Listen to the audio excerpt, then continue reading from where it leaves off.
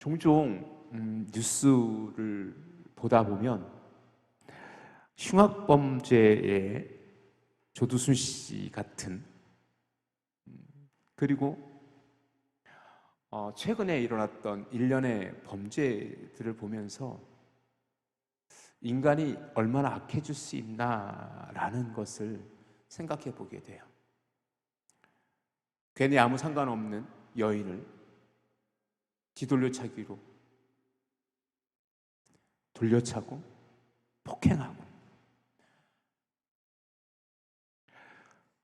조금은 이런 말씀을 드리기가 좀 불편하지만 솔직히 나와는 상관없는 일일 거다라고 생각하는 일들이 때로 우리 주변에서는 왕왕 일어나기도 해요. 왜 그럴까? 왜 세상은 점점 악해져 가고 있을까? 오늘 결론이에요. 오늘 설교의 결론이기도 한데 그것은 결국 뭐냐면 하나님을 떠난 이들의 모습 아닐까? 즉 하나님께서 진정한 왕이 되어지지 못하고 하나님을 인정하지 못하는 이들의 삶이, 그런 세상들이 점점점 악해져 가는 것은 아닐까? 오늘 본문의 이야기는 9월 22일 날 제가 19장을 말씀을 나누면서 그런 말씀을 드렸어요. 솔직히 이거 건너뛰고 싶다고. 성경에 기록된 가장 추악한 장면 중에 하나가 오늘 본문, 지금 여러분이 읽은 본문이에요. 여러분 이미 소돔과 고모라성을 떠올리시는 분도 계실 거고요, 소돔성의 사건을 떠올리시는 분도 계실 거고, 뭐 이런 일이 성경에 왜 기록되어져 있어라고 반문하시는 분도 계실 거예요. 오늘 본문을 함께 이야기하면서, 그렇다면 정말 지금 우리가 살고 있는 2023년도에는 과연 이 사사시대보다 나은가? 도덕적으로, 윤리적으로? 지금 우리가 접하는 뉴스와 우리가 귀로 듣게 되는 여러 가지 세상의 사건들이 과연 이 시대보다 더 선한가? 누가 장담할 수 있으며 누가 그래도 지금이 더 낫다고 누가 주장할 수 있다라는 것입니다. 그럼 우리는 어떻게 살아가야 될까? 그것을 오늘 저와 여러분과 함께 나누어 보고 싶어요.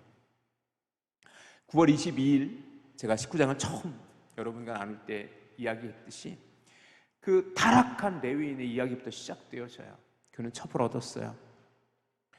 그 첩은 어떤 일인지 모르지만 화를 내면서 그의 친정으로 돌아갔어요. 그리고 레위인은 어느 정도 시간이 흐른 후 다시 그 첩을 찾아갔어요. 넉 달의 시간이 흐른 뒤라고 성경 기록되어져 있는데, 그렇게 그 집을 찾아갔을 때 장인 어른은, 첩의 아버지는 그를 선대해요. 그래서 5일 밤을 지나게 해요. 그리고 나서 다시 그 실로라는 곳으로 출발해요.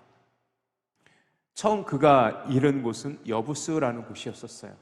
하지만 여부스는 그 당시 사사시대에는 원래 하나님께서 여부스 또 블레셋 때 지경으로 나뉘어진 땅이었지만 그 땅을 차지하지 못해 여부스 족속이 그대로 살고 있는 땅이라 내가 이방 족속에서 지내지 않겠다라고 해서 조금만 더 지나 기브아라는 곳에 이르게 돼요.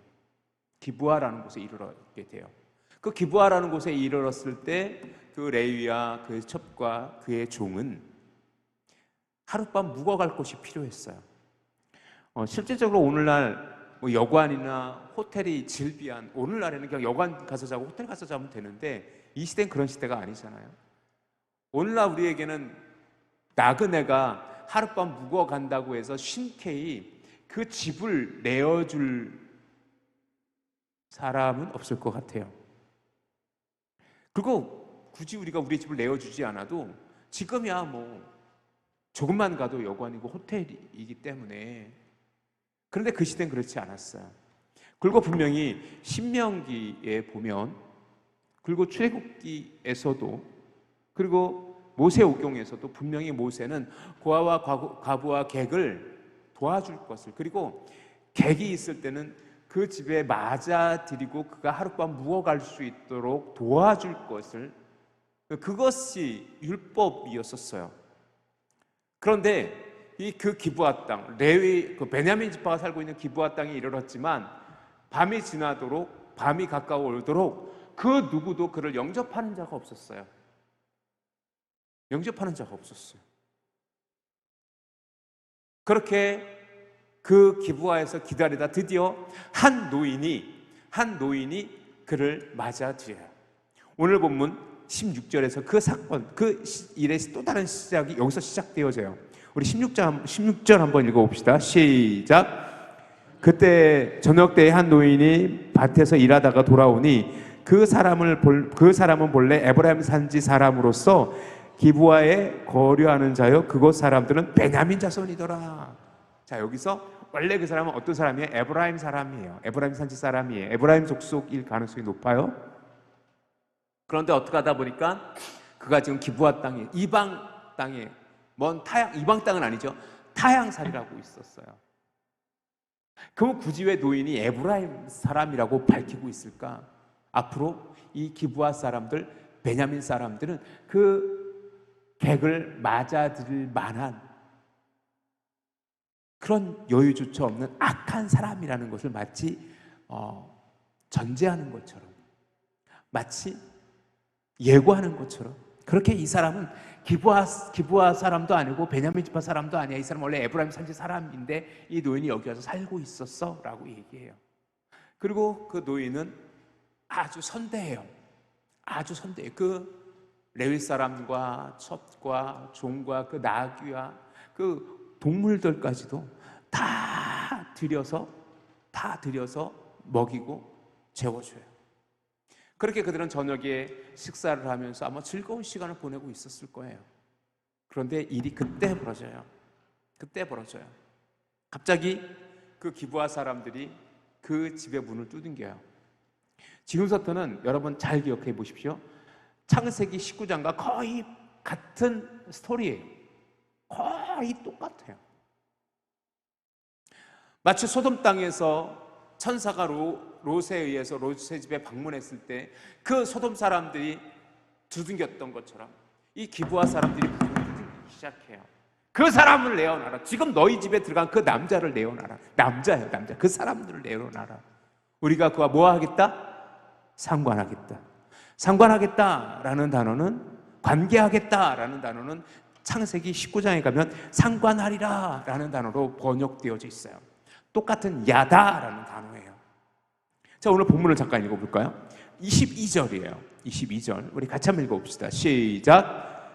그들의 마음을 즐겁게 할 때에 그 성읍의 불량배들이 그 집을 애워싸고 그 문을 두들기며 집주인 노인에게 말하여 이르되 내 집에 들어온 사람을 끌어내라. 우리가 그와 관계하리라 하니, 여기서 관계라는 단어는 야다라는 단어예요. 똑같은 단어가 어디 쓰여졌냐면 창세기 19장 5절 한번 잠깐만 찾아가 보세요.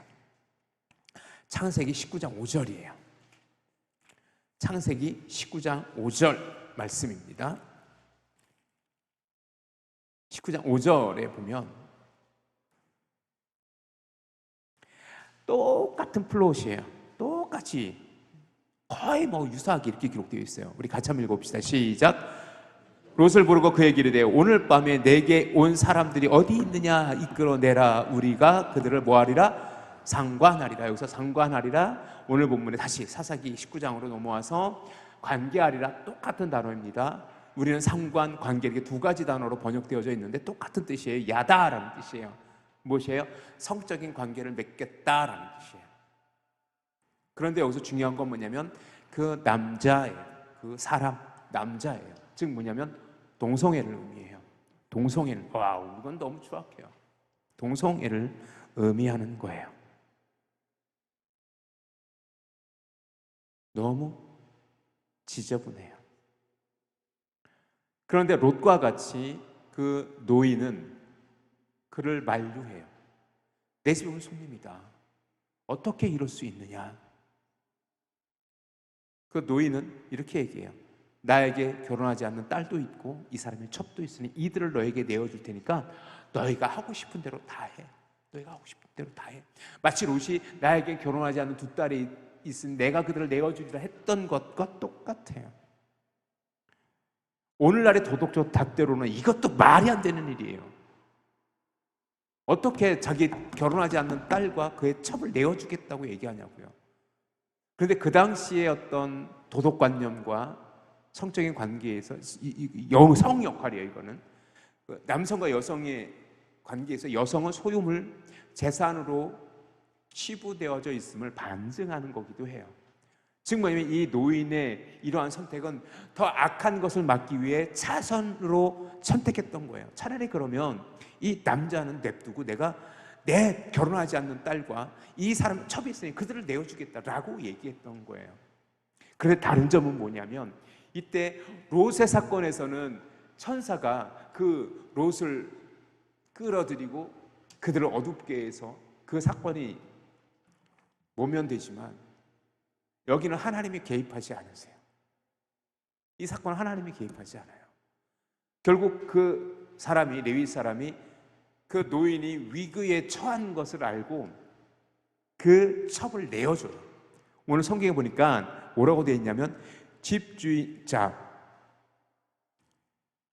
25절 한번 보세요. 무리가 듣지 아니하므로, 누구의 말을? 노인의 말을 듣지 아니하므로, 노인의 말을 듣지 않아요. 타협이 안 돼요. 그러자 그 사람이 자기 첩을 붙잡아, 그 사람이, 그 레위 사람이 자기 첩을 붙잡아 그들 밖으로 끌어내매. 즉 뭐냐면 자기 살겠다고 첩을 내보낸 거예요. 첩을 내보냈어요. 내보내고 나서 어떤 일이 벌어져요? 그 사람들이 밤새도록, 기브아 사람들이 밤새도록 그 여자를 폭행해요. 성폭행한 거예요. 성폭행한 거예요. 타락되어진 거예요. 이때가 바로 사사시대의 사건이에요. 지저분한 이야기예요. 사랑하는 성도 여러분, 오늘 2023년을 사는 우리에게 이런 일이 벌어지지는 않을 거예요. 하지만 이 당시 기브아 사람의 성적 타락, 이것은 소돔과 고모라 성에, 소돔성에 있었던, 소돔과 고모라 땅에 있었던 사건들과 비교되어지는 건 무엇이냐면, 자, 나중에 소돔과 고모라 성은 어떻게 돼요? 하나님에 의해서 불 심판으로 인해서 멸망당하잖아요. 그죠? 결국 그건 무슨 얘기냐면, 지금 이 사사시대에 지금 이 기브아 땅에서 있었던 이 사건은 무엇과 비견되는 거예요? 소돔 땅의 사건과 똑같이 하나님께서 심판하실 사건과 크게 다르지 않다라는 거예요. 즉 뭐냐면 우리가 흔히 얘기하는 소돔과 고모라 성의 그 추악한 모습과 죄악과 이 지금 하나님의 땅이에요. 가나안 땅이에요. 12지파 중에 막내 지파 베냐민 지파 땅에서 있었던 일이에요. 그 일이 마치 소돔 땅에 있었던 일과 똑같다라는 거예요. 그런데 오늘 우리가 살고 있는 2023년 오늘날에 이런 일이 벌어지지 않나요? 더 추악한 범죄들이 더 많이 벌어지고 있잖아요. 지금 동성애 문제, 차별금지법 문제. 얼마 전에 정말 추악한 뉴스를 봤어요. 아비가 딸을, 말도 안 돼. 이건 짐승이에요. 그냥 짐승. 스승이 제자를, 제자가 스승을 합의하에 관계 맺었다고. 말도 안 되는 일들이 벌어지고 있잖아요. 사랑하는 성도 여러분, 절대로 이런 일을 해서는 안 되지만 인터넷에 제가 웹서핑을 할 때도 컴퓨터를 통해서 작업할 때도 순간순간 정말 불쾌한 사진과 영상들이 부스부스 떠올라요. 얼마나 추악한지 몰라요. 그리고 우리나라가 자기 결정권이라고는 미명하에 2015년 2월 26일 날 헌법재판소에서 위헌이 결정된, 저는 왜 이것이 위헌으로 결정되었는지 한편으로는 시대가 변했다라고 얘기할 수 있는데, 무슨 일이 벌어졌냐면 간통죄가 폐지됐던 날이 바로 2015년 2월 26일이에요. 그 당시 형법 241조에 의하면 배우자가 있는 자가 간통할 때에는 2년 이하의 징역에 처한다. 그와 상관한 자도 같다라고 법이 규정되어져 있었어요. 이것이 우리가 흔히 말하는 간통죄예요. 그런데 헌법재판소에서 이것을 위헌이라 했어요. 이유는 뭐냐면 간통죄는 과잉 금지 원칙, 즉 뭐냐면 너무 과한 벌이다. 성적 자기결정권은 자기에게 있다라고 이야기하면서 이것은 사생활 보호, 비밀 침해 등에 의해서 위헌이다라고 판치를 해요. 그래서 지금은 이 간통죄가 폐지된 지 8년이 지나가고 있어요. 이때 많은 전문가들과 법률가들은 성적인 타락을, 분명히 가정이 더 많이 깨질 것을 염려했어요. 이건 불보듯 뻔한 일이라고 말이죠. 그리고 그것은 현실로 드러나고 있어요. 여러분 아십니까? OECD 국가 중에서 가장 이혼율이 아니고 이혼 증가율이 높은 나라가 그 중에 하나가 우리나라이기도 해요. 그리고 그러니까 세계적인 이건 세계적인 퍼포먼스이긴 한데, 퀴어 축제 2000년대 들어와서 서울에서부터 시작된 퀴어 축제는요, 매년 도시를 어느 도시건 불문하고 거의 도시마다 지금 퀴어 축제가 벌어지기도 해요. 그것 때문에 반퀴어 단체들과 기독교 단체를 중심으로 한, 그리고 학부모 단체들도 이 퀴어 축제에 반대하고 있는데, 그것 때문에 엄청난 갈등이 있었어요. 이것은 무엇과 또 연결되냐면 차별금지법과 연결이 되기도 해요. 이런 일련의 지금 2023년 우리나라의 모습을 보면 과연 사사시대나 소돔과 고모라 시대와 다를 게 뭐냐라는 것이요. 저도 퀴어 축제를 직접 봤어요. 제가 퀴어 축제 하는 그 현장 바로 맞은편에서 퀴어 축제 반대 집회에 참여하기도 했었어요. 여러분, 종종 퀴어 축제가 뉴스의 영상으로 보여지는 부분이 막 무지개 막 그려져 있고 기뻐하는 그것이 다인 것 같지만, 여러분 그거 직접 가보시면요, 설교 시간에 이런 말씀 드리긴 좀 너무 불편한데 정말 더럽습니다. 추악합니다. 얼마나 추악한지 몰라요. 그것을 뭐라고 얘기해요? 그들은 내 결정이다라고 얘기해요. 내 결정이다. 그리고 퀴어 축제를 찬성하는 기독교 목사님들이 계세요. 뭐라고 얘기하냐면 하나님도 그들을 사랑했대요. 분명하죠. 그들도 사랑했어요. 그렇지만 그 죄악을 사랑한 건 절대로 아니에요. 그리고 그들을 옹호해요. 그럼 그들은 뭐라고 얘기해요? 이건 하나님의 실수라고. 나를 여성으로 만들어 놓고 남성으로 태어나게 했다고. 나를 남성으로 만들어 놓고 여성으로 태어나게 했으니까 하나님 잘못이라고 그렇게 하나님을 비아냥 거예요. 그리고는 일부 그 동성애자들을 옹호하는 그 목회자들이 그들에서 축복 기도해요. 미국에서는 지금 동성애 목회자가 있어요. 인정되어졌어요. 말이 안 되는 일들이 너무나 또 많이 벌어지고 있어요. 사랑하는 성도 여러분, 이런 일들이 과연 오늘 본문에서 있었던 사건과 오늘 이 2023년 대한민국에서 이런 일이 벌어진다고 해서 특별할 거 있을 것 같아요? 자, 그런데 여기서 제가 주목하고 싶은 건 뭐냐면 그 레위 사람의 타락이에요. 레위 사람의 타락이에요. 지금 여러분이 성경을 그리고 제 이야기를 조금 더 집중해서 들어주시기 바랍니다. 자, 그는 레위인이에요. 레위. 스스로를 뭐라고 소개하는지 한번 들어보시죠. 자, 우리 조금은 더 앞절로 다시 가서 18절 한번 보시겠습니까? 18절 한번 보세요. 18절. 천천히 같이 한번 읽어보세요. 시작. 그가 그에게 이르되 우리는 유다 베들레헴에서 에브라임 산지 구석으로 가나이다. 나는 그곳 사람으로서 유다 베들레헴에 갔다가 이제 여호와의 집으로 가는 중인데 나를 자기 집으로 영접하는 사람이 없나이다 라고 기록되어 있는 이 본문은 뭐냐면 아까 그 노인이 당신 누구입니까? 라고 물어봤을 때에 대한 대답이에요. 여기서 중요한 건 뭐냐면 나는 에브라임 산지 구석으로 가나이다 라는 단어예요. 에브라임 산지 구석은 여기서 무엇을 의미하냐면 실로라는 곳을 의미해요. 실로라는 곳을 의미해요. 그리고 나는 하나님의 집으로 가는 중인데 라는 것은 뭐냐면 그때 실로에 성막이 있었어요.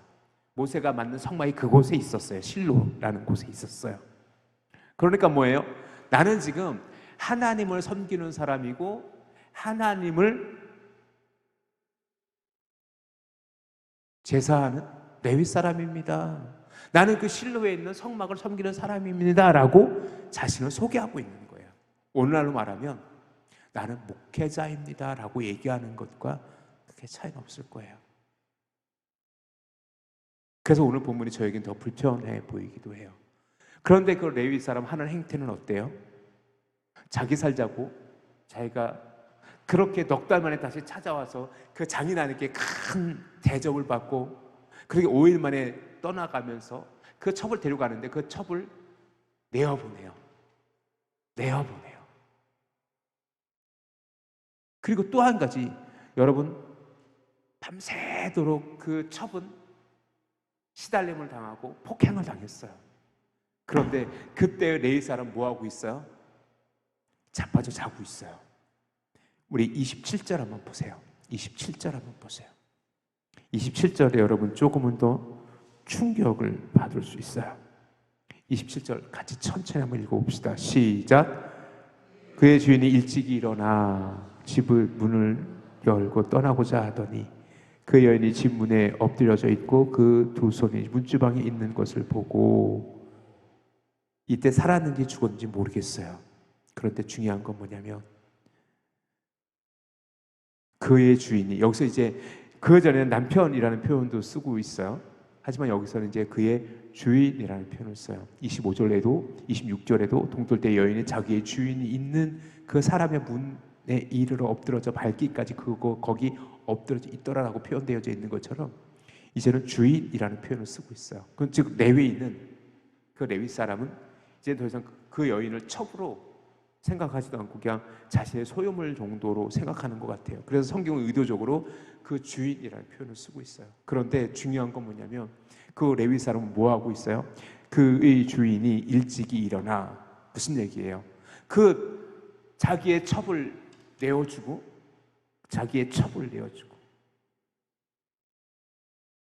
자기는 자빠져 잔 거예요. 와우, 이런.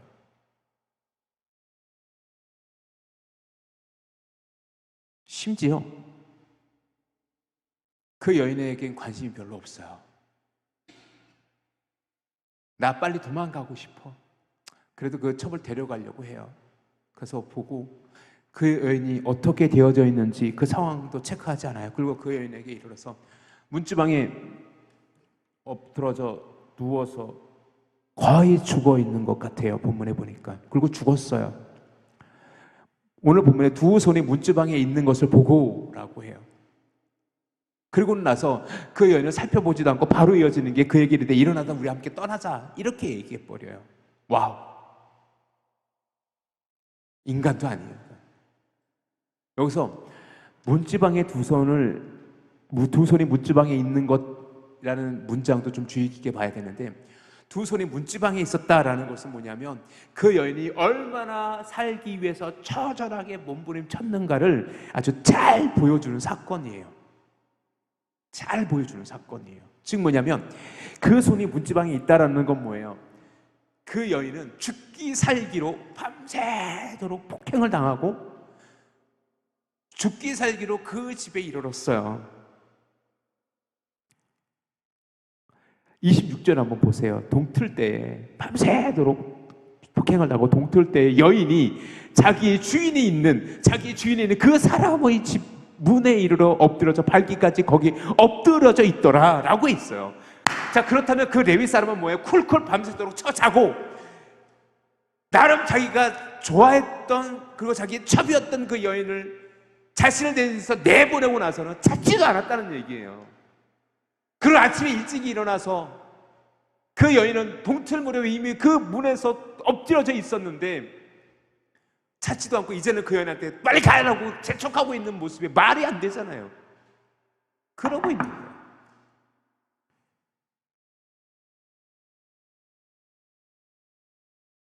그 여인이 문지방에 손을 놓고 있다라는 것은 처절한 몸부림이 있었다는 의미예요. 어느 주석가는 이렇게 이 장면을 설명하고 있더라고요. 어떻게 설명하냐면 그 여인이 두 손을 문지방에 놓았다라는 것은 뭐냐면 삶과 죽음의 기로였다라고 생각했던 거예요. 살기 위한 처절한 몸부림. 왜냐하면 우리나라에서도 무속에서는요 문지방을 삶과 죽음의 경계로 이해해요. 우리나라 무속신앙에서도. 그런데 그 주석가가 그것에 대한 이해였는지 모르겠는데 유대 문화에서도 문지방은 삶과 죽음의 경계로 이해되어졌었던 적이 있었나 봐요. 그래서 그 주석가는 그 여인이 손을 문지방에 놓았다라는 것은 살기 위한 몸부림이었다라는 것을 아주 적나라하게 보여주는 거야 라고 설명하고 있는 거예요. 그런데 그 레위 사람은 뭐 하고 있는 거예요? 그 여인의 죽음이 돼 있어. 그 여인이 어떤 폭행을 당했는지 어떤 일이 그 밤새 벌어졌는지는 관심도 없어요. 자기의 첩인데. 한데 그 여인을 사랑했기 때문에 그 에브라임 산지 실로에서 그 베들레헴까지 갔었는데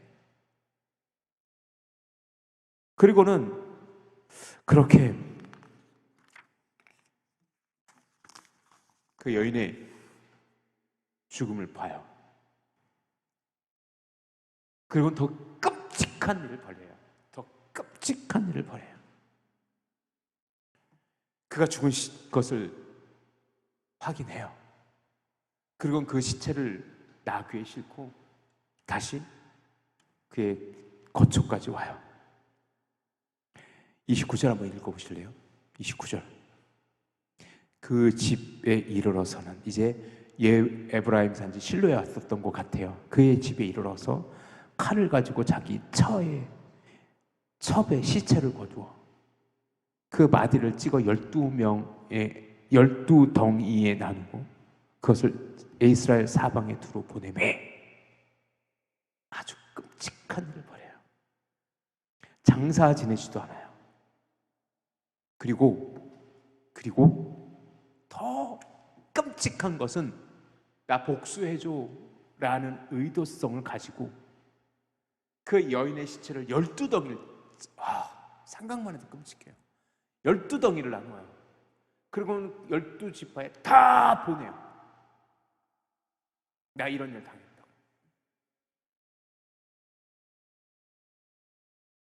어떻게 이런 일이 벌어질 수 있죠? 이제 다음 주에는 우리 느헤미야 말씀 이 시간에 볼 거고 그 다음 주에 이제 오늘 본문을 다시 우리가 보게 될 텐데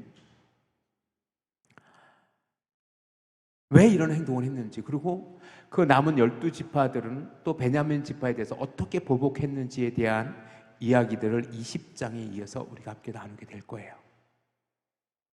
30절에 보면 이렇게 기록되어져 있어요. 그것을 보는 자가 다 이르되 이스라엘 자손이 애굽 땅에서 올라온 날부터 오늘까지 이런 일은 일어나지도 아니하였고 보지도 못하였도다. 이 일을 생각하고 상의한 후에 말하자 하니라 라고 기록되어져 있죠. 이제 그 레위인은요 그 일들을 그 자기가 겪은 일들을 12지파에게 다 보내고 그 보낸 의도는 뭐냐면 다음에 한 번 더 말씀을 나누겠지만 나 복수해줘 이거거든요. 솔직히 그 레위인 자체도 너무 죄악스럽잖아요. 추악하잖아요. 그의 행동을 보면 그도 아마도 레위인도 그 베냐민 기브아 사람들보다 의롭다라고 누가 이야기할 수 있어요? 자기 첩을 끌어내놓고 밤새도록 자고 아침에 일어나서 그 여인에게 그 여인이 어떤 일을 당했는지 궁금해하지도 않고 찾지도 않아놓고서는 빨리 떠나자고 재촉하는 그 모습, 그리고 그 재촉하는 그 여인이 이미 죽음을 발견하고 그것을 12동이 나서 12지파로 보내보는 그 레위 사람. 자, 사랑하는 성도 여러분, 너무 추악하지요. 너무 불편해요. 그런데 제가 오늘 이 이야기를 통해서 여러분하고 나누고 싶은 얘기는 이제부터예요. 이런 모든 일이 왜 일어났었던 거예요? 사사시대예요. 우리 제목, 설교 제목 한번 읽어봅시다. 시작. 왕이 없는 시대의 죄악. 결국 뭐냐면 이 모든 일들은 사사시대, 왕이 없는 시대예요. 그런데 그 시대는 어느 때와 소돔과 고모라성 때, 그 소돔과 고모라, 하나님께서 너무나도 죄악되었기 때문에 의 열명이 없어서 하나님께서 불로 심판했던 그 소돔 땅과 별반 다르지 않았다는 거예요. 그렇다면 반대로 얘기해서 오늘날은 과연 소돔과 고모라 땅보다, 그리고 그 사사시대 베냐민 지파 기브온 땅에서 보다 우리가 사는 2020년 오늘날은 더 의롭습니까? 더 거룩합니까? 엄밀히 말해서 저는 하나님께서 언제 이 땅을 심판해도 이상할 것이 없을 것 같아요. 언제 하나님께서 이 땅에 오셔서 우리를 심판하실지라도 이상할 것이 없을 것 같아요. 첫째 기근이 있지요. 죄악이 관영하시오. 그러면 어떻게 우리는 지금 이 사사시대와 같은 소돔과 고모라 시대와 같은 그 시대를 살아가면서 우리는 어떻게 살아가야 될까? 이 설교 본문을 반대로 뒤집어 봅시다. 왕이 있는 시대의 거룩으로. 적어도 우리 전익교회 성도님들이 그렇게 살아갈 수 있기를 주님의 이름으로 축원합니다. 우리 이 본문의 설교 제목에 반대되는 개념이에요. 따라해 봅시다. 왕이 있는 시대의 거룩. 시작. 우리는 그리스도인이에요. 하나님 우리는 누구로 고백하죠? 우리의 왕으로 고백하잖아요. 왕이신 나의 하나님, 우리 고백하잖아요. 그리고 지금 우리는 뭐예요? 그 하나님을 믿으며 그 하나님 앞에서의 거룩한 삶이 요구되어지는 시대에 살고 있어요. 왜? 왕 없는 시대의 죄악에 관영한 이 시대에서 우리는 왕이 있는 왕을 고백하는 그리스도인으로서, 여호와 하나님을 왕으로 고백하는 그리스도인으로 살아가야 되기 때문에 우리는 또다시 오늘 이 말씀이 주는 그 추악함을 이제 우리 시대에서는 반복하지 않기 위해 우리는 온전히 왕을 고백할 수 있는 저와 여러분 되어질 수 있기를 주님의 이름으로 축원합니다. 그리고 우리의 자리가 예배의 자리가 되어질 수 있기를 원합니다. 아무도 예배하지 않는 그곳에서 우리는 하나님을 예배하며, 모든 사람들이 죄악 가운데 있지만 그럼에도 불구하고 우리는 하나님의 거룩 앞에 설 수 있는 저와 여러분이 되어질 수 있기를 주님의 이름으로 축원합니다. 아, 사사시대도 그랬네, 소돔 시대도 그랬어, 오늘 이 시대도 그렇잖아, 그냥 그렇게 살아가는 거야 라고 타협하지 마시고, 라고 스스로를 그렇게 내어버리지 마시고 하나님 앞에 거룩이 회복되어지는 우리 믿음의 성도들이 되어질 수 있기를 주님의 이름으로 축원합니다. 왕이 없는 시대가 아니라 왕이 온전히 고백되어지는 시대를 살아갈 수 있기를 주님의 이름으로 축원합니다. 그래야 우리가 살 수 있어요. 그리고 그 사명을 가지고 우리가 여전히 하나님께서 우리의 왕이십니다. 이 죄악 가운데 있는 이 세상에서 우리가 하나님의 구원을 경험할 수 있는 유일한 길은 우리의 십자가인 예수 그리스도를 고백하는 것입니다. 그리고 우리가 그 믿음의 삶을 살아가는 것입니다. 이야기해 줄 수 있고 선포할 수 있는 성도가 되어질 수 있기를 주님의 이름으로 축원합니다. 그것이 우리의 삶이 되어져야 돼요. 죄악이 가득한 곳에 그것이 죄가 가득하다고 이야기해 줄 수 있어야 되고, 그들이 깨달을 수 있도록 하나님의 말씀을 증거할 수 있으셔야 돼요.